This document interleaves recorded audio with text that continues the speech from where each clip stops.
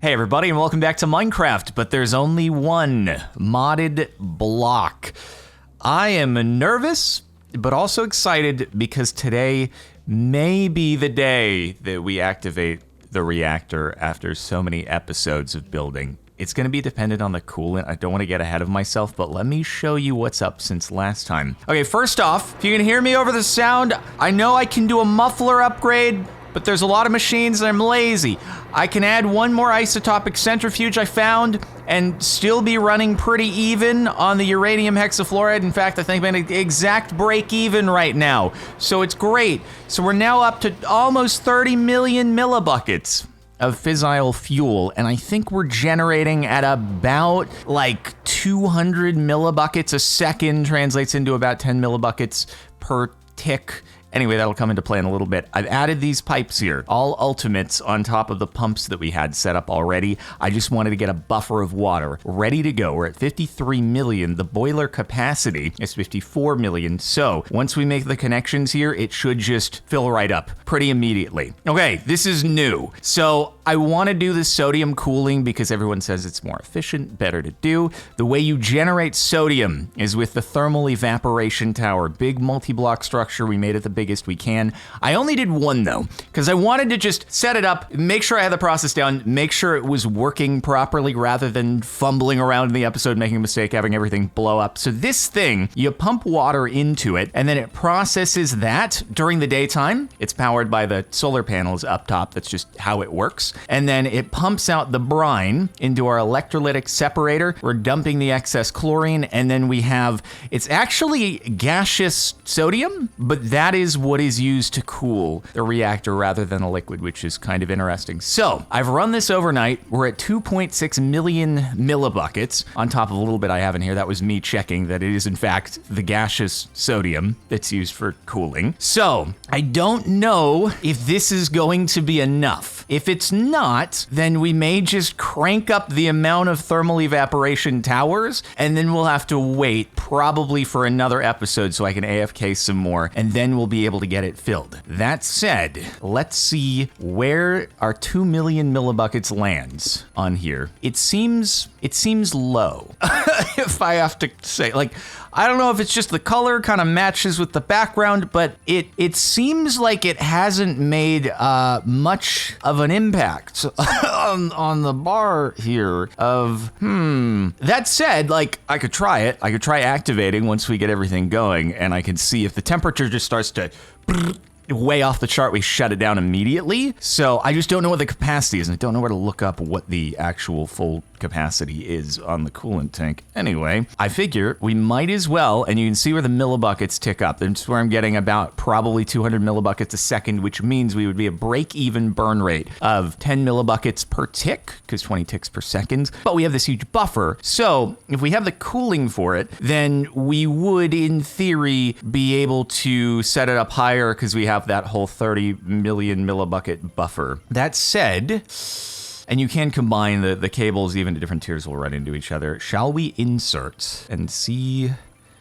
Okay, so it only holds 15 million, so we even have like 15 million spare here, 13.6. Okay, so that's set there. I made the connections over here. So what we have is this, I forget which is input and output, but basically you have the sodium in gaseous form that gets superheated inside of the reactor, which then gets sent over in one of these two pipes, you configure them with the wrench, over to the boiler. Then the boiler takes that superheated sodium, brings it back into gaseous sodium, which is what we're injecting over there, and then reinserts it, and it's a closed loop. So as long as you have enough sodium, you're good to go. It doesn't eat it up. It's efficient, but it appears we don't have a great deal of, I can't even see the bar being affected. Like, how much sodium do you need? Yeah, okay. So anyway, but also in the boiler, we need water because we have the water transfer that goes, the boiler heats up the water. It sends the steam out into our turbine. The steam arises, spins the turbine, gets turned back into water up here, and then gets reinserted into the boiler. So it's two different fluid exchanges happening in the boiler. And you can see in here that the boiler has the coolant and the water, and then the steam and the the coolant. It's heated coolant and then the coolant that gets reinserted back into the reactor. So should be all set. That said, we may want to make some great walls of pipe here because again, and I've mentioned this a few times, with mechanism, throughput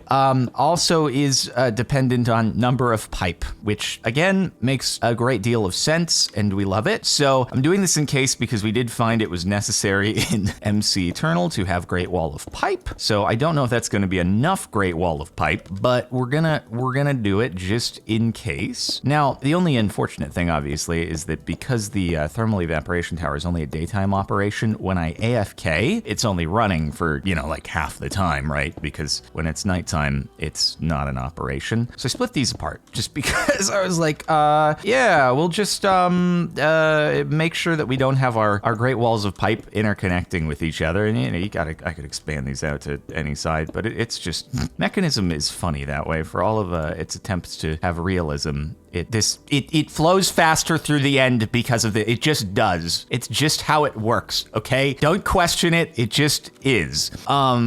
So, and then finally, if I could get this running, even at like a really, really small burn rate, like I could go in here and I can set this thing to just be like a teeny tiny, it's currently set at 0.1 millibucket per tick. It looks like, I don't know if I have to, I'm just gonna do that again just to make sure it's like set into place. In theory, let me make the connections here. There we go. There goes the boiler and water should be filling up. Yep. Okay, wait, these pipes are crazy. All it took was the one pipe and then boom, it's just in. Now what we can do, I left these open because I wanted to only fill up the buffer here in these pipes. I didn't want it to just all flow into the thermal evaporation tower. So now I can finally make that connection though. And I can have these pumping into thermal evaporation tower as well because it was actually processing quicker than the water was going in, even in the daytime. So let's sleep this night through and I'm gonna turn on the reactor and I'm gonna see if the temperature just starts to rocket. Then I shut her down immediately and hope that we haven't created irreparable damage. But let's just double check that the boiler, it is full. It's got all the water in it.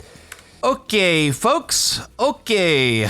So activate. Okay, temperature, I mean, it's gonna go up. As long as it doesn't go up like crazy. And now, is any steam going into here is the question. Steam.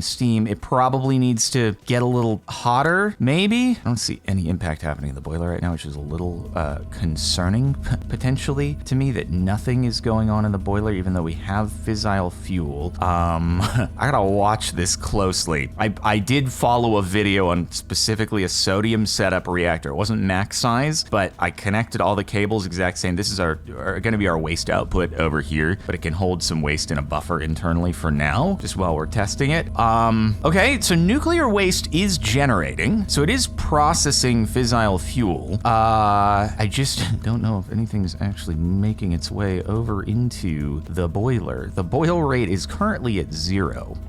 So generating nuclear waste, but wait, I see things. Wait, hold on.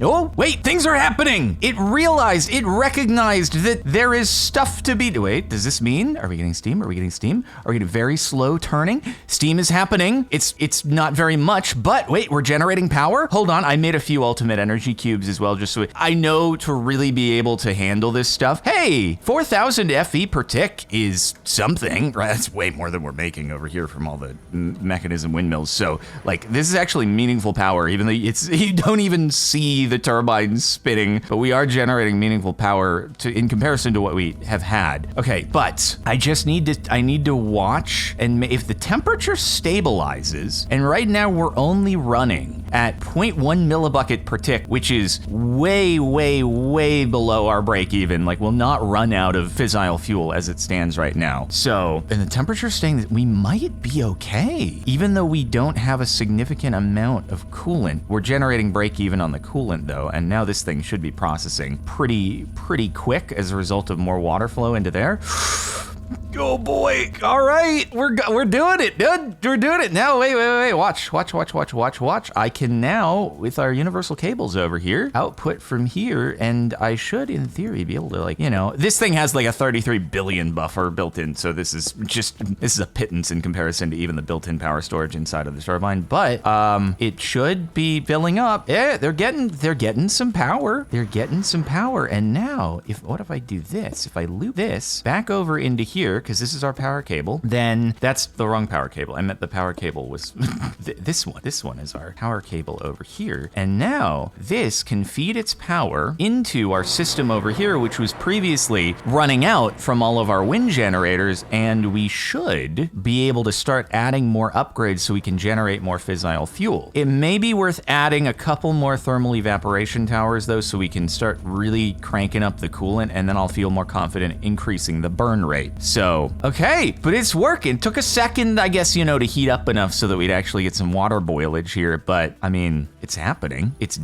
making 5,000 FE per ticket at a minuscule burn rate, and I just need to make sure, yep, all this is passing through, nothing's getting clogged up in the pipes. Nice. Okay, brilliant. Maybe let's go make a couple more thermal evaporation towers, and fortunately I have that all on Autocraft. In between episodes, I had to do a little reallocation of some of the resources over at our farmland, because I found we were actually running out of uranium essence, so I planted more of that over here, and I also took away some of the osmium and the steel, because we built the structures now, and so now it's a lot of uranium over here, but also I've been trying to fine-tune and getting to break-even points. Our sulfur is a little bit under generating right now, but it's only lost like 1,000 out of 125,000 overnight, so I think it's okay. Okay, that said, cool, this is exciting. Let's do, so there's the thermal evaporation stuff that I have on Autocraft. I think it's about 250 per tower, so I'm just gonna do that, and then we can make a couple controllers, and then we also have the solar generators that we need, so we'll need 8 of these, right? And we can start that, and we should have everything we need, so I'm gonna let that crank out real quick, and then since I know how to build these, it should be pretty fast. All right, we also need 2 thermal evaporation controllers, and we need 4 thermal evaporation valves, 2 for each of the things.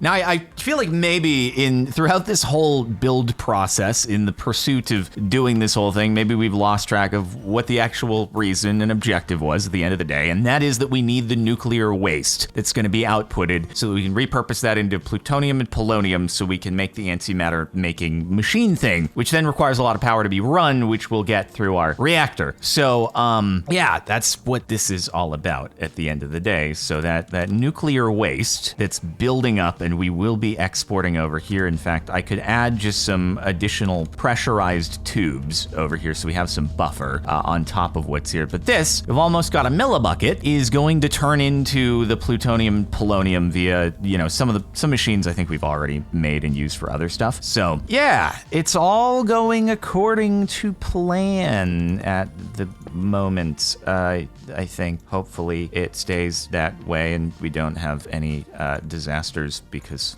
that would be very okay. One thing I found is really annoying with the building gadget is it regards the lights as a block, and so when you have build to surface, it like actually builds blocks off of the light. There's also the minuscule lag every single time you add a block, because it's like checking for a multi-block structure. Please cease. So you can make these up to 18. So 3, 4, 5, 6, 7, 8, or of course I could just match the height of the other tower, which probably is an easier thing to do. I can just do that. There we go. So just to recap how you do these, since we can do it really quickly with the building gadget, you build up to 18, you replace each of these corner pieces with the solar panels, which I've just realized I may not have given enough I didn't give enough clearance. This is an embarrassing moment for us. Allow me to introduce to you the building gadget's undo mode. Well, that's as far down as we can take it. It was helpful though. Me put 2 thermal evaporation towers too close to each other. I would never, ever do a thing like that. Can you imagine what a silly mistake? That's the wrong thing. Can you imagine what a stupid mistake that would be? Jeez, that would just be so incredibly dumb. And then we'll just mirror the placement of the controller and valves on the other one. All right, controller there, valve, and that should be a valid structure. And now all we gotta do is ultimate mechanical pipe into here. And then I think it is also ultimate mechanical pipe is all we need. Not, it's always like trying to figure out, because it doesn't actually like tell you what kind of what the material is when it comes to these things, and that is instantly filled with 10,000 millibuckets of brine. But like with different materials, you're like, is this a liquid or is it a gas? And you just have to experiment and like guess and see if it goes into the pipe. So there we go. These are both now processing, and I don't know if we're gonna be getting bottleneck. We're not getting bottlenecked here. This is just, it's fully upgraded, 8 and 8. Oh, that's what it is. Right. We might get bottlenecked. I forgot. You have to manually set this to pull. There we go. And now if it's bottlenecked, we will just have to add another one on top of it, which we definitely will be bottlenecked after we add a third one of these. There's something very satisfying about just being able to, well, I messed one of those up. So there we go. There's something very satisfying about being able to do that when you don't mess it up. And number 3 should be done. And then we just, these are nice because they're also like completely self-sustaining on power, like because of the solar stuff at the top. You don't need to attach any external power source that ends up just consuming like a ton of power and stuff. So they're pretty cool. And then remember this time, pull. Okay, I think we're gonna need to add one more electrolytic separator here, probably. No, maybe it's keeping up. Might be keeping up. Okay, so we've got good sodium input now, and if we ran this overnight and hope that the reactor doesn't explode while I'm AFK, this does like really raise the stakes of AFKing, because I might just get back to my PC in the morning and my world will be irradiated and everything will be bad.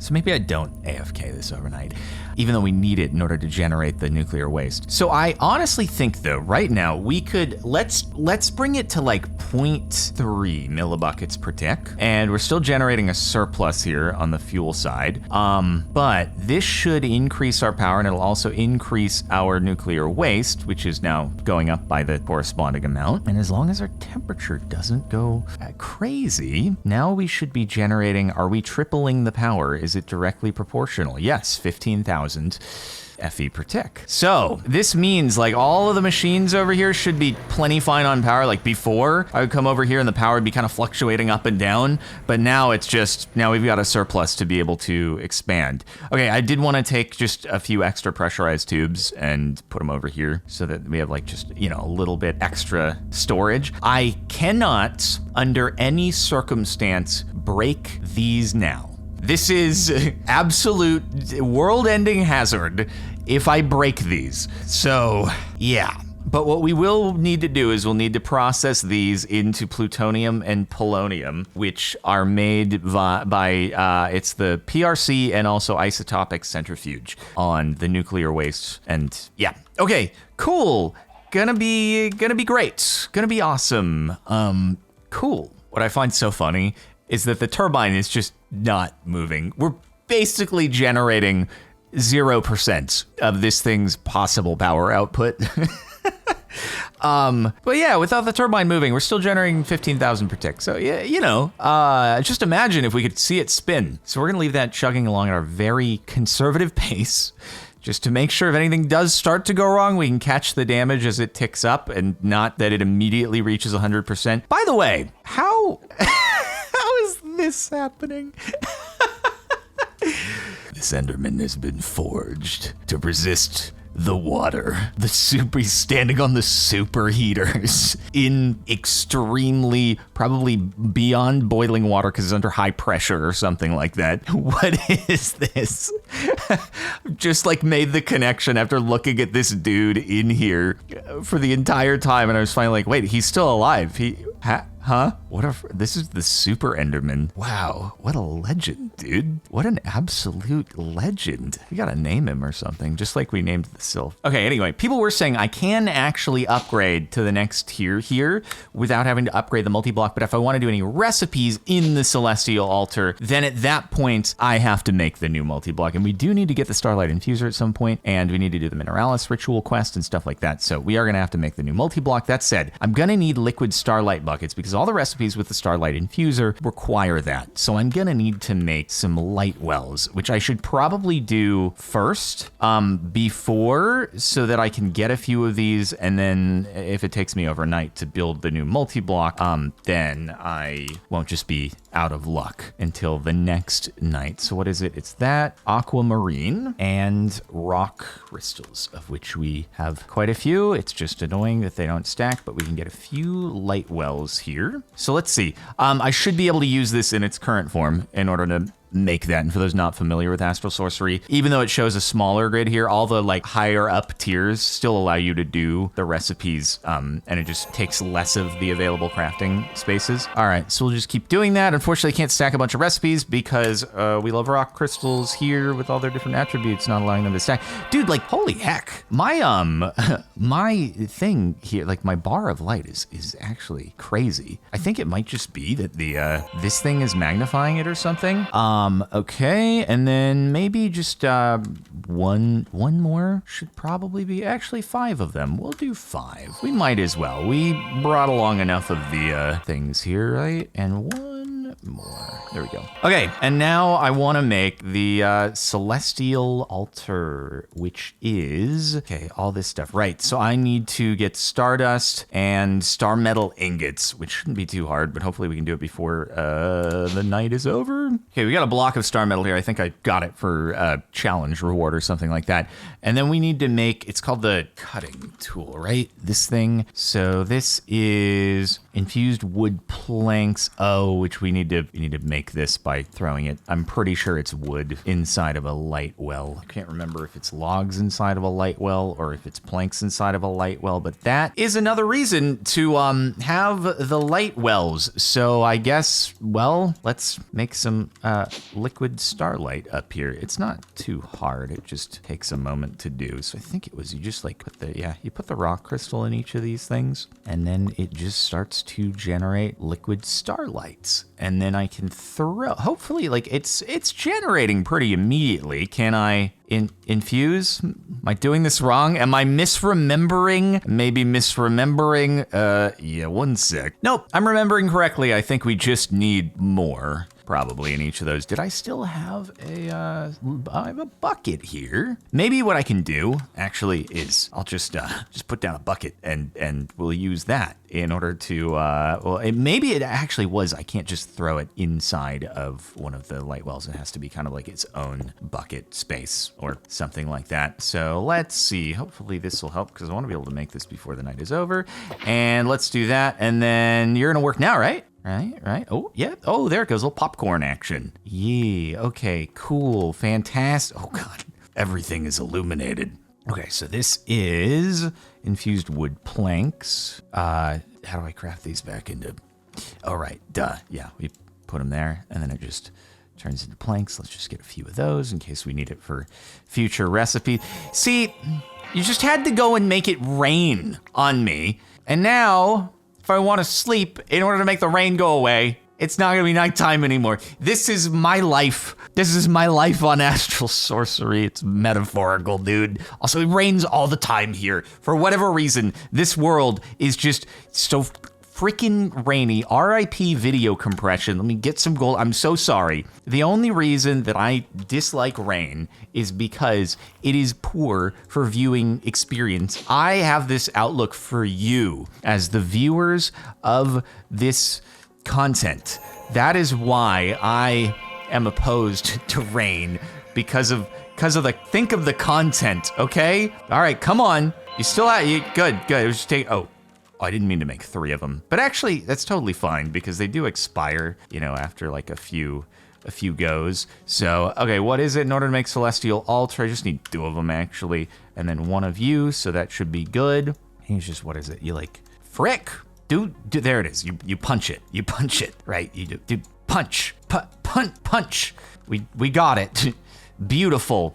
Okay, so is that almost everything? You just need a couple marble pillars, and then we will be good. Hopefully it will upgrade on this. Why does it have to be, you know what, at least no more rain, no rain down here because it's obstructed by the astral sorcery thing. So I guess we have that to look at on the bright side. All right, thank goodness we have a lot of marble. Just turn those into a couple of pillars, and then I think we're good, right? Celestial altar. Frick! I needed another rock crystal. Gosh dang it. What I should do, if I was smart, is I would add an ME or an not applied energistics, a refined storage cable up to the top there, and then add a wireless transmitter on top of it, or just have a grid up here so I could access things without having to go back down. But anyway, all right, we got everything, and now it should hopefully do the thing. It's working. It's working. Let's go. Let's go. Perfect. So now, yeah. Okay. So I can't do anything. Oh, let's see. Red bar. Red bar means, yep, multi-block structure not in place. But we have all the blocks, and I just go scroll back into attunement and then build this thing. I'm sick and tired of the rain. I'm not building in this rain. I'm not sitting out drenched in the middle of the night building a new slightly different multi-block. No, I will utilize the daytime for this. What I'm actually gonna do here is, because I put out all the blocks in advance that I needed into this chest, instead of destroying the existing multi-block setup, I'm gonna use that. We'll have to tweak it, obviously, but I'm going to use this area to do the Starlight Infuser. So instead, I'll just space this out a little bit here by a couple blocks or so. And now I will simply build the new multi-block structure here with our exact resources. Okay, and there we go. That should be set up. So let's just bring this on over, put it in the center, and then I need to bring the linking tool. Thank goodness this thing doesn't shatter. It'd be such a bummer if, like, as soon as you break it the first time, it's just gone forever. Because I do think it helps significantly with the amount of starlight. I hope that I haven't actually moved this out of the range of where we have good starlight, because it fluctuates depending upon, like, where you are in the world. So, yeah, there is a chance that I might have reduced the amount or increased. It could be better. I just always expect things to go badly. Unlinked all links, and then link to there. Link to, cool. You're good. You did it. Lights, lights, lights, and light. Is it valid? It's valid. Let's go.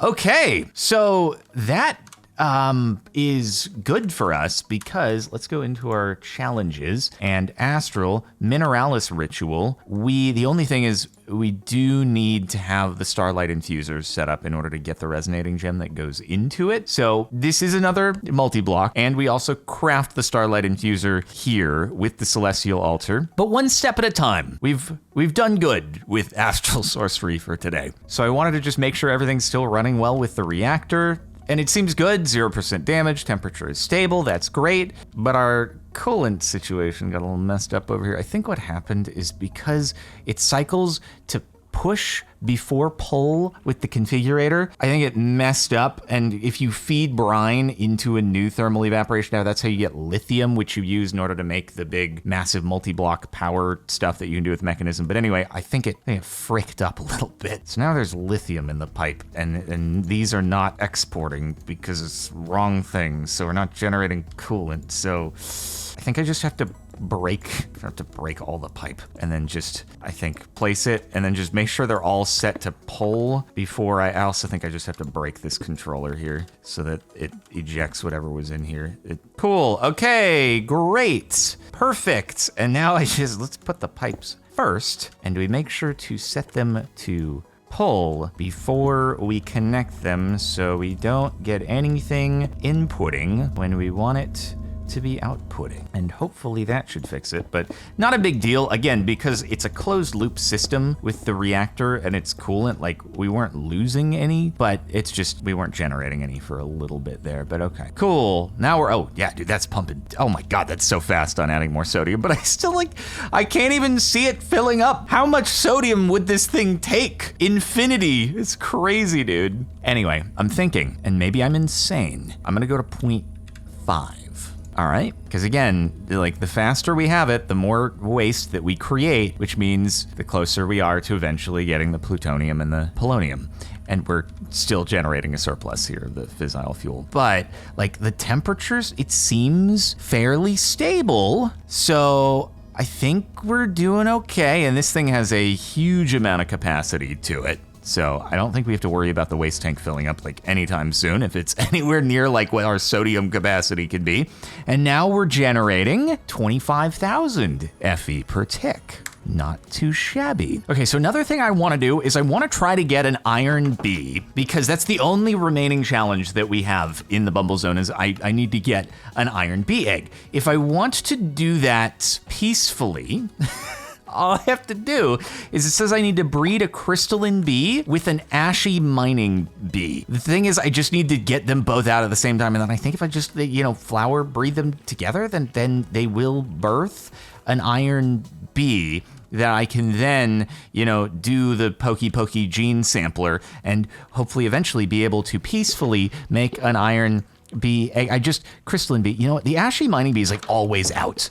So maybe what I should do is I'm just making a whole bunch of honey treats here. Again, as I always end up doing, I'm just going to get a new crystalline bee from the nether, and I'm going to use that, and I'm going to breed it with the ashy mining bee, and we're all going to live happily ever after as a great big family, and this is definitely going to work with no surprises. Unless, just kidding, maybe I can get the ashy mining bee and the crystalline bee. Crystalline bee, get out of the, get frick! Crystalline bee, ashy mining bee, yes, get together. And did they make it? Did they get it? Did that say aluminum bee? Did that just say aluminum bee? You what, mate? What? Wait, is that no, why did it make an aluminum bee? I'm telling you right now that if I go iron bee, it says that you do it by crystalline bee and ashy mining bee. What the frick gives? Don't give me this aluminum bee. Oh my God, they're the same. Is it just like a 50-50 chance? Do we have dominant and recessive traits here? Can I do it again? No, you're on cooldown? What the frick? What the frick, aluminum bee? I didn't ask for you. I didn't ask for this. Now it's gonna clog up a spot in one of the hives. SMH my freaking head. Well, we're gonna have to try again. Either that or there might be dominant recessive traits or something like that we have to deal with here, in which case, like, oh my God, please tell me it's not like that. Please tell me it's not like that. Actually, you know what? I might be terrible at, but come back. I can't have you clogging up the system. Come back here. Oh, he's trying to get away. Oh, he's a sneaky guy. Don't body block for me. Got him. Okay, aluminum bee. I'm gonna be back. Okay? Need an iron bee from you guys, so think about what you've done. Another kind of easy pickup here is just making the Magicka catalyst, because that's using the same enchantment apparatus we were using last time around, so that should be pretty easy. Do we have enough mana? We do, and we do. Thank goodness. So we just make the blank catalyst thing, blank block catalyst, and then it was a bunch of source gems. And when I say a bunch, I mean 8. And then we do this, and in order to make the one for Magicka, in order to make the one for Astral Sorcery, we also need the Starlight Infusion multi-block thing, so it's gonna have many uses. But once we get both of those, it's really easy to make the next one. Hey, easy peasy lemon squeezy. It's nice when you have the whole thing all set up. I don't know that I'm actually gonna put this in because we have 50 bajillion of those source gems, so that's probably mostly what you get when you put this into the system, but at least it's part of a challenge done. Okay, but on the topic of Ars Nouveau, I think that we can fight the big boss man that gets us what we need to complete the remaining couple of challenges. So, I looked it up. It does tell you in the book here. So, performing rituals, you need to make a ritual brazier and a tablet. And then I think that's all you need. It sounds really simple. We did do this in Stoneblocker. Zine set the whole thing up, but it did seem kind of simple. So we need to make this thing, which is pretty easy peasy to do, and get a source gem block and do that. We're missing gold, ladies and gentlemen. I don't know if we're gonna have it. Actually, to be fair, we don't have that much gold essence. I don't know if that's something I should add into our farmland at some point. But what I have been doing is I wanted to generate more nether quartz, and I also put some iron seeds because I want to be able to, on demand, be able to make a 16,000K disc, which we have the ability to do. Not that we don't need it right now, but it does kind of make it so we don't have to worry about drawers anymore or anything like that. It's kind of sick, actually. Okay, that said, now we have the ritual brazier thing. We also need the tablet of summon Wilden. This one's kind of confusing though, because this is the recipe, but there's also a bunch of different recipes that are in JEI for it. Like you can choose different things, and like I don't know if it makes a difference, but it says that you augment the recipe to make it a boss summon with the same items that you're using to like craft it. So I hope I'm not misunderstanding something, but these items are in significantly higher supply in our system. So I'm kind of thinking like, let's just make it with these items here because they're more renewable. The other things I have enough of, but also like they're less renewable.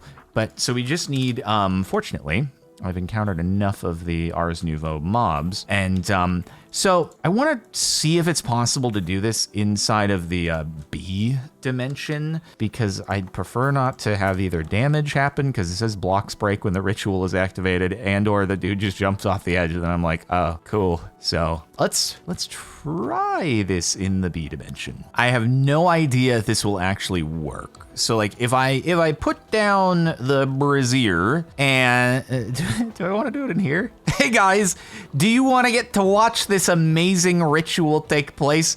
It's sure to be spectacular. So it says I put this down and then I put the tablet in. Oh, okay.